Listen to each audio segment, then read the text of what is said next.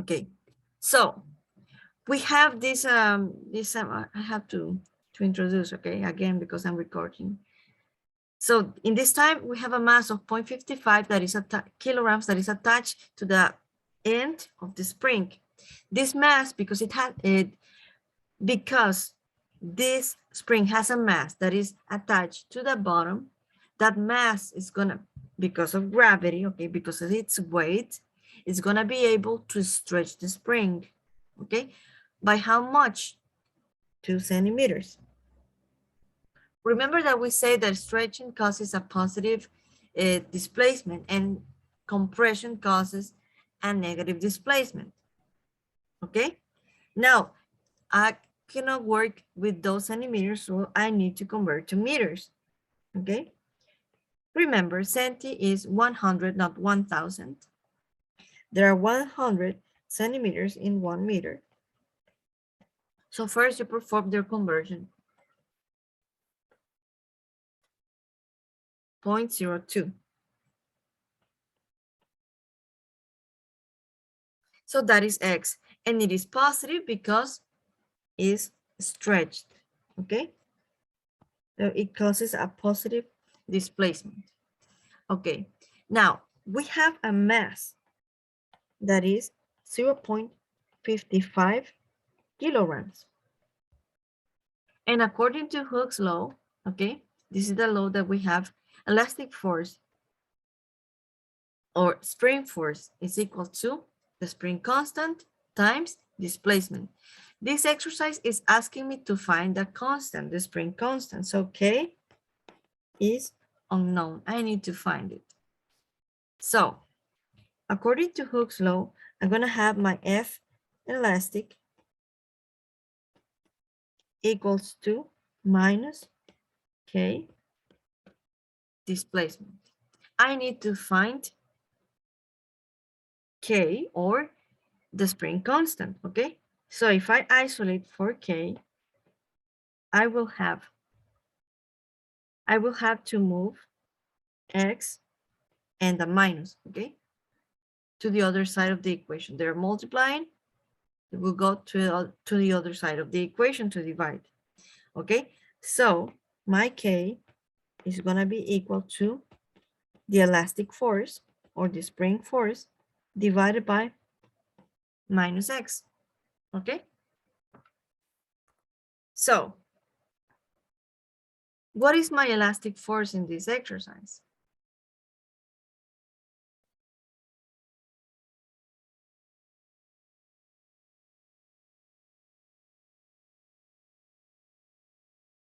Guys, what is my elastic force in this exercise?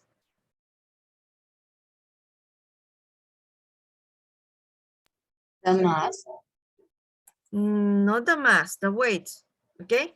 It's Yeah. the force caused by the mass, okay? A mass is not a force. So, in this case, the elastic force is gonna be the mass, okay? The mass, the force that is, the force due to the mass, okay? So it's gonna be weight, basically. So we say K is equal to the elastic force. In this case, it's gonna be the weight.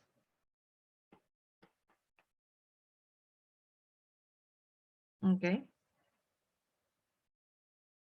Now, what's my weight?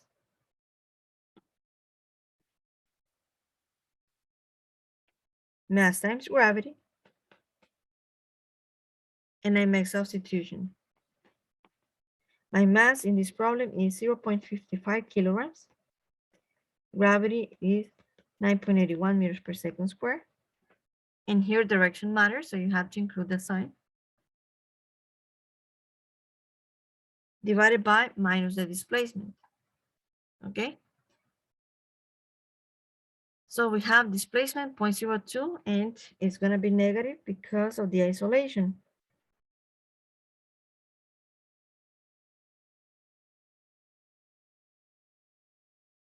Okay, now, what unit do we obtain when we multiply kilograms meters per second square?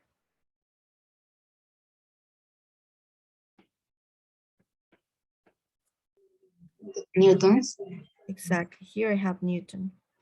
So here, the spring constant is going to be measured then in Newton over meters. Okay. These are the units of the spring constant. Now, we perform we perform sorry guys, my internet is failing, okay? I don't know if you hear me well, but how much do you get?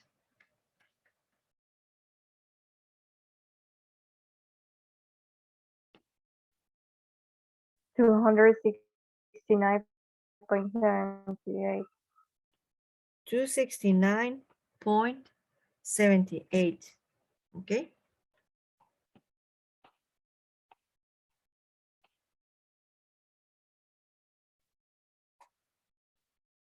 Yeah, but my connection is very slow today.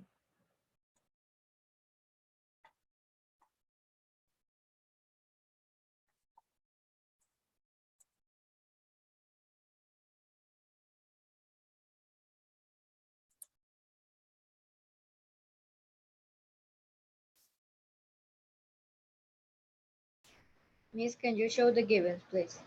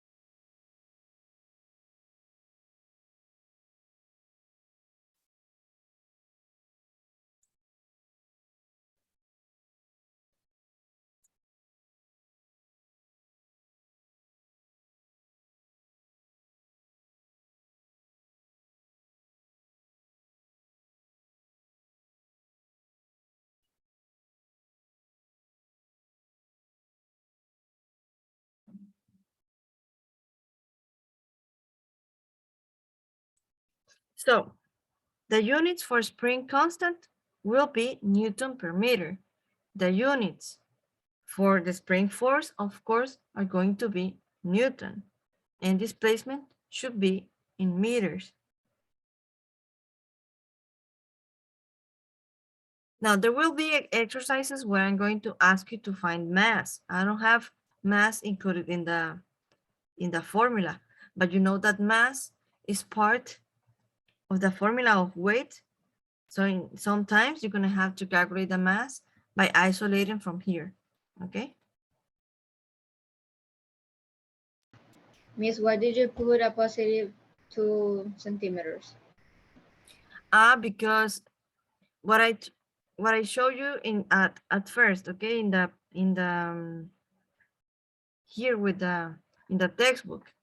Let me show you again the figure.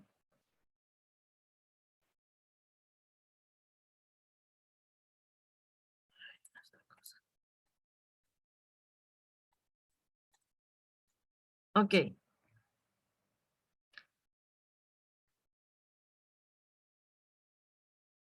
Now, when you stretch a spring, take a look.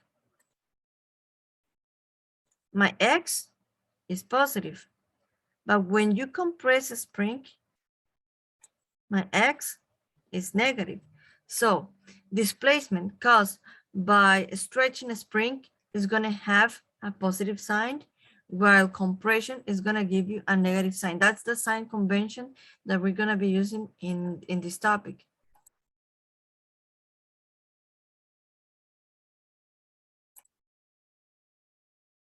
Any other concern about this exercise?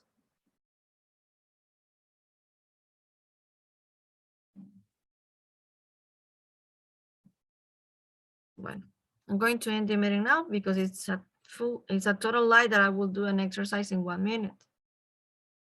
Okay. So guys, study for your quiz.